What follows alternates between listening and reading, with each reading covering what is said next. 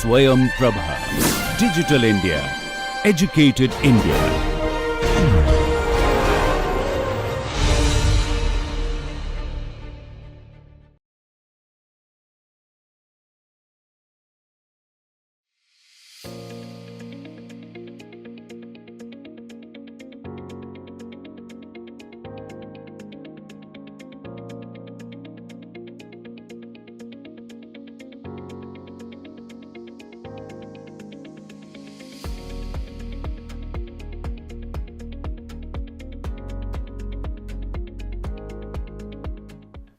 Welcome to today's lecture on gender, race and the city. This module has been divided into two parts for the better understanding. In the first part, I will be discussing 4 cases on how gender affects one's urban experiences in the city. And the first 2 cases will be from India, especially from Kolkata and New Delhi. The second 2 are from the countries like the Netherlands and the Mexico. The article Space, Gender and Fear of Crime, Some Explorations from Kolkata by Tanushri Paul argues that cities are planned from the male perspective, as a result of which the public arena remains inaccessible to women.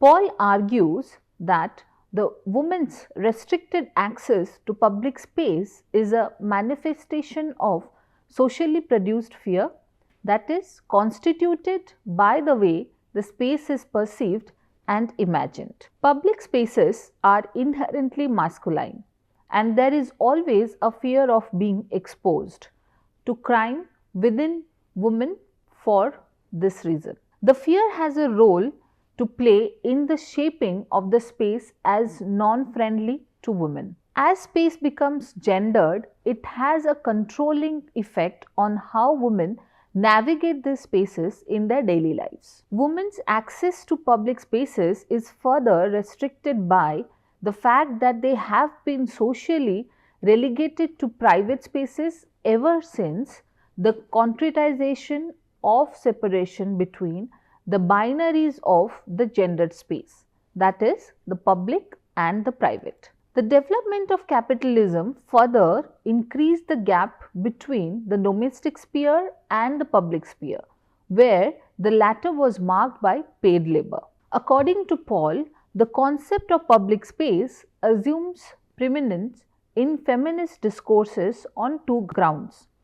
The first one is that it furnishes the platform wherein the bodies are located and performed, and the second one is that it envisages power dynamics that eventually shape gendered identities within the confines of social legitimacy.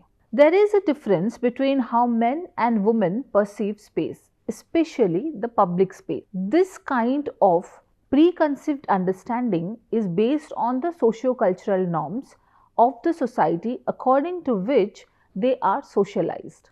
As a result, there are do's and don'ts when it comes to women's use of the public space, which also affects their mobility around the city. It was during the nationalist struggle that the strict demarcation between the public and the private emerged. To prove the superiority of Indian culture, the nationalists divided it into the material and the spiritual domains. The material domain, as the name implies, was associated with the public or bahir, meaning the outside, whereas the spiritual domain signified the ghar or the private sphere, which became an arena of women.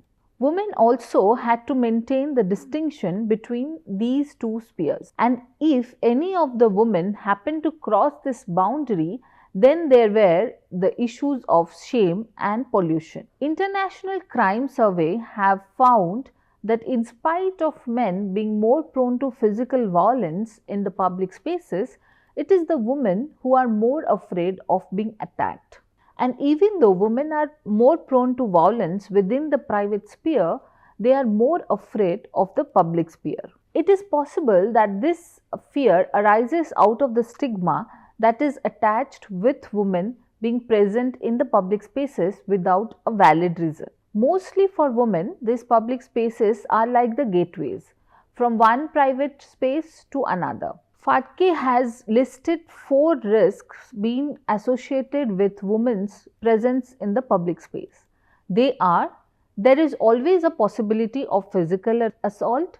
The second one is like women might lose their reputation by being outside their designated sphere, and women are often themselves blamed for the crime carried out against them, and women might completely lose the opportunity to be a part of the public spaces, thereby reinforcing the segregation of the two spheres. So, according to Paul, thus on one hand, space informs the processes shaping the woman's identity, whereas on the other hand, the space itself gets produced through their behavioral pattern in response to the notions of the social legitimacy. A male or a female body, through its occupancy of space, reproduces material social relations, and by being governed by the dominant social discourse of what is right and what is wrong, they re-entrench these social structures. In Kolkata, which has been identified as a relatively safe city for women, they still stick to the social norms that have been prescribed for their presence in the public sphere.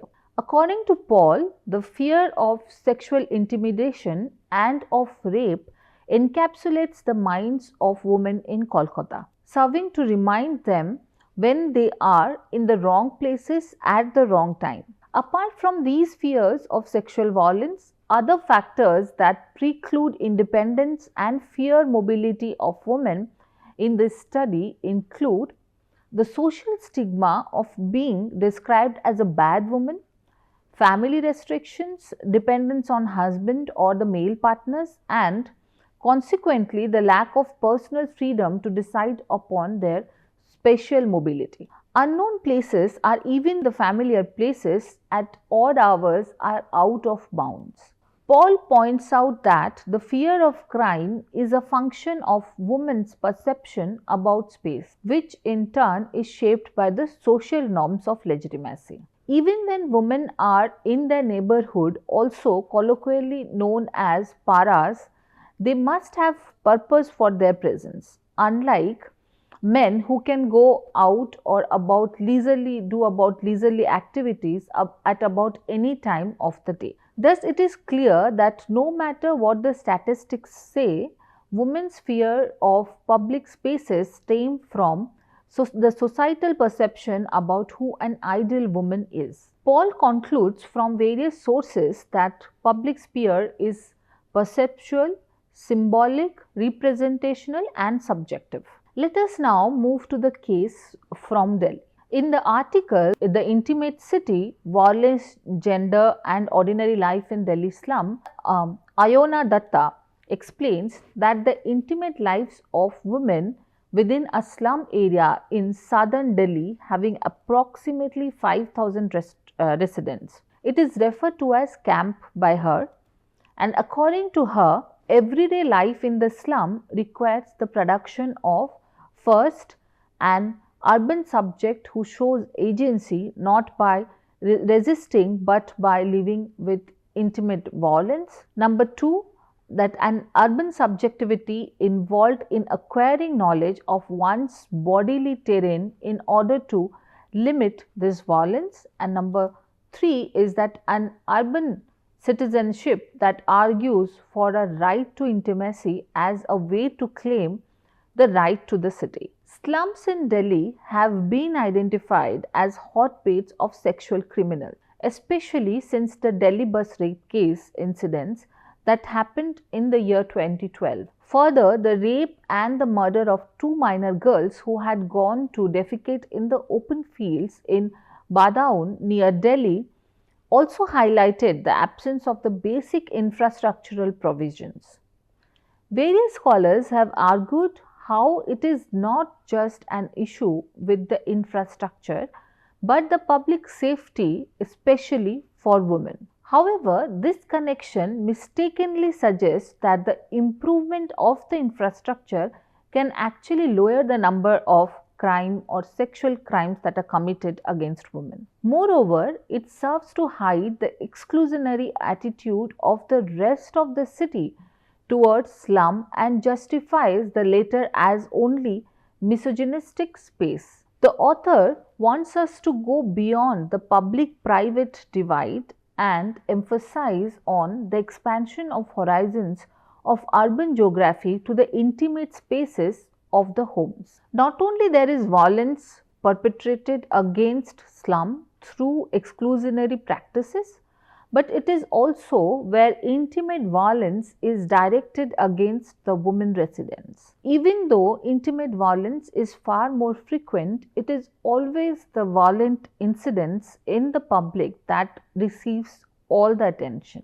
Since slum has constructed or has been constructed as a separate entity from the rest of the city, the residents are denied basic rights and are subjected to violence on behalf of the state. As stated earlier, scholars claim that the divide between the private and the public began in India during the nationalist struggle. Homes started to be seen as the domain of women who ceased to have any fundamental rights. They were governed instead by religious codes. The woman is thus seen as a burden who needs to be under the protective custody of the patriarch. The violence that is perpetrated within the intimate space of the slums goes unnoticed since it is deliberately hidden from the public view. Urban citizenship thus can be expressed through the demands for intimacy and privacy in case of slums. The author then narrates 3 stories of women living in the slum to argue her point. The first story is that of Amina, who has been subjected to violence by her father, and her uncle ends up being dejected by the state and finally becomes a resident of the slum. Here, she is taken care by Sujata, who herself is an outlier. This story illustrates 2 things according to the author. Firstly, it shows how state authorities insist on separating the private and the public and send the victim back to the intimate space where violence is being perpetuated. Secondly, the issue attests to how the community's strong hold on its residents is called upon to control all the acts of intimacy and violence. The second story that the author narrates is that of Minu Kumari, who is an educated social worker who started working with the female towards maintaining the welfare of the woman in Okhla region and then went on to start a primary school for the children living in that slum area. She also gave advice on health and lifestyle problems to women who were residing in the same area, and her logic was that she was helping them become informed citizens capable of protecting themselves from the intimate violence. In Minu's opinion, the problem in the slum were mainly due to 2 reasons. The first is as a consequence of the social and the physical exclusion of slum dwellers from the public life of the city, and the second one is on the account of their withdrawal within the oppressive spaces of the slum. The third and the final story that the author narrates is that of Shraddha, who was trained as a social worker by the women's wing of a nationalist party. In Shraddha's opinion, the space crunch was the main reason for the deterioration of slum areas. The limited space was further worsened by the lack of leisure opportunities. Children had no scope for getting education given the lack of space and opportunity. So, according to Shraddha's narrative, there is a call for right to intimacy within the private spaces of slum. The separation here then between the public and the private forms of intimate violence in the city underlies the urban geography's failure to connect the experiences of exclusion from the urban realm to the intimate relations of power within the home, family, neighborhood and community. In the next two cases, we will focus on the situation that happens outside India. So the first case is based on an article titled Sexual Violence in the City, Space, Gender and Occurrence of Sexual Violence in Rotterdam. It is by Miranda and Van Ness, and the article reveals the relationship between the built environment's spatial feature, the presence of various people or types of people, and gender-based sexual violence in the public space of 4 neighborhoods in Rotterdam. According to the authors, there are 3 categories into which sexual violence can be classified. They are social, number 1, number 2 is economic factors, and the third one is the physical factor. The study then deals with the link between the spatial features in the public spaces and the sexual violence that takes place in these spaces. There are 2 scenarios presented by Oscar Newman and by Jane Jacobs in 1961 in which the sexual violence can be eliminated. The Oscar Newman advocates the gender exclusive places so that there is no intermixing between the genders, whereas Jane Jacobs calls for a mixture of genders so that the roads are too populated that the incidences of sexual violence cannot take place. In order to exercise one's rights to the city, one needs to be free to move around. Compared to men, women usually avail the public transport more often and combine trips to cut down the number of trips. In the Netherlands too, there is a fear among the women regarding public spaces, and the fear is generally the fear of strangers, which are mostly men. The fear is further strengthened due to the government advisories that make it the responsibility of the woman to avoid getting sexually attacked. Since the public place falls under the government jurisdiction, it is their duty to keep it safe. Both the spatial and the temporal nature of this space have to be understood fully to keep the government informed on the best possible actions. Boomsma and Steg concluded that the most important physical factors or the perception of safety or the absence of it apart from gender are lightning, the effect of entrapment, blocked escapes and concealment. Other authors have shown how technical as opposed to social fixes such as better lighting, proper visibility and the use of CCTVs can improve the safety situation. The study of Rotterdam showed that although Newman's idea of separating the gender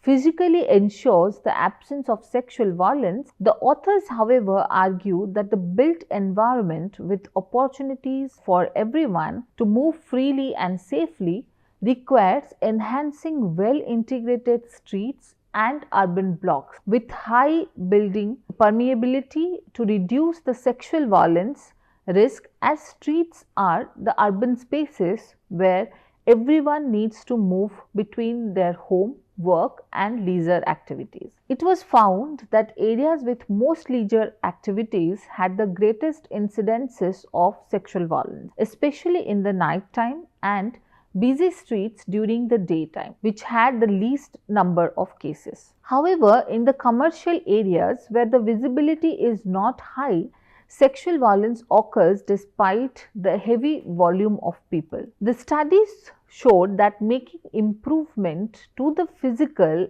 features of the public space can lessen the criminal activities. Since women tend to avoid the public spaces, it ensures less sexual violence but at the cost of their freedom. Their avoidance in this case of the public roads gives rise to gendered spaces which are closed for women access, and secondly to the false notion that gated community are safe places. Finally, the study suggests that public streets can be seen or can be made safe by including houses on both sides with proper view, and commercial spaces should have ground floor level construction for open access and clear visibility. The final case that we will discuss is based on the study conducted in the Mexico City by authors Dolorantis and Valagrin published as the article A Review on the Influence of Barrier on Gender Equality to Access a City and a Synthesis Approach to Mexico City and Metropolitan Area.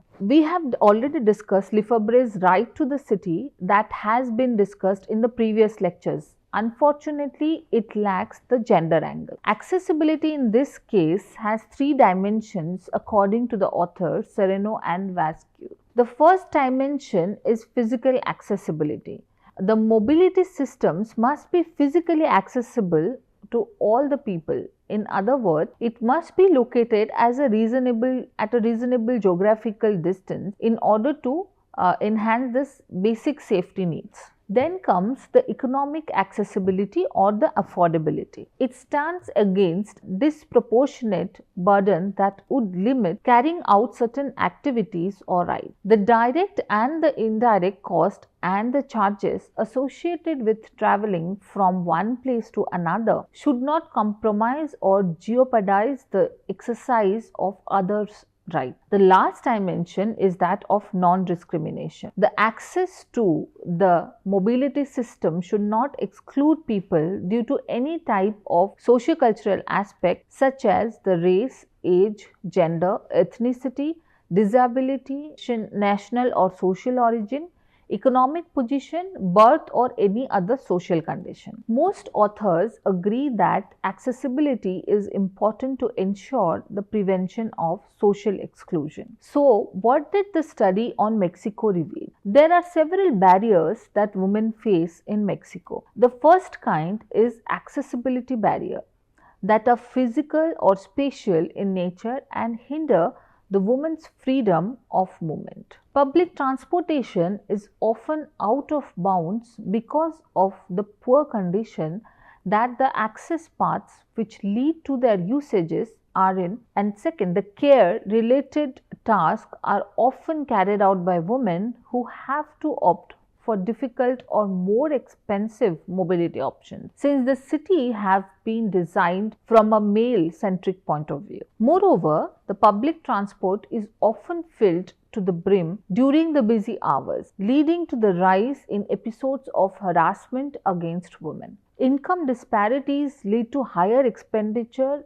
for the weak socioeconomic classes, especially women who have to pay extra to use transportation mode that could make them feel safer. Thus, poverty is not just in terms of money but also in terms of time. Since women have to balance the household duties along with the occasional traveling or for care related tasks, they are often left with very little time. Emotional barriers then stem from fear of public spaces, as I have explained earlier in this lecture, and women are plagued with such fear that they often opt for alternate route, more expensive transportation, and also depend on a male companion if they are available.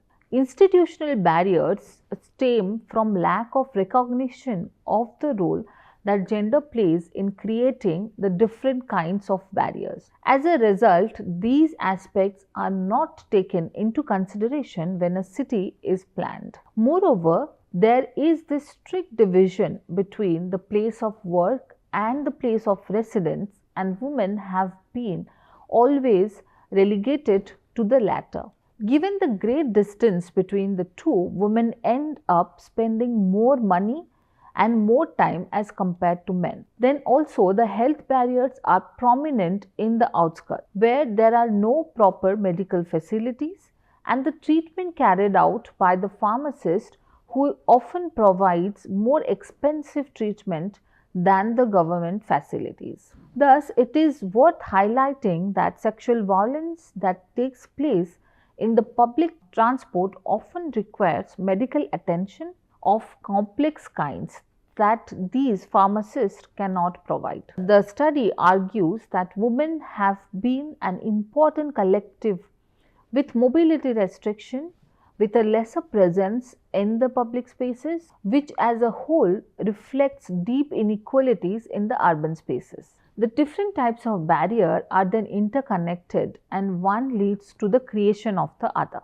The main finding that accessibility is an important factor that determines the exclusion of women from the urban spaces, especially the impoverished women, and when women travel, it is purely out of need and almost always stressful in nature.